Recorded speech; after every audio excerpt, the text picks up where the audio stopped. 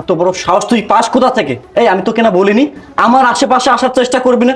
শোন, তুই যে ভুলটা করেছিস, নেক্সট টাইম যদি এই ধরনের ভুল করিস আমি কিন্তু তোকে ছাড়বো না, কথাটা মনে রাখিস।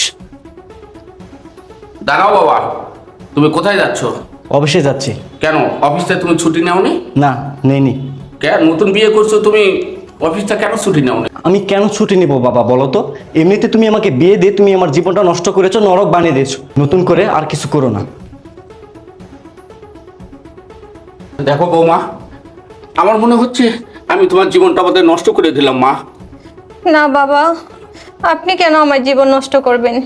এগুলো তো আমার কপালে লেখা ছিল। আপনি চলে যান, কিছু হবে না। আর আমি আপনার ছেলেকে আমি সঠিক পথে যেভাবে হোক ফিরিয়ে আনবো। আমি প্রতিনিয়ত নামাজ পড়ি, যতদিন আল্লাহ তাকে হেদায়েত দান না করবে আমি আল্লাহর কাছে ওর জন্য হেদায়েত চেয়েই যাব।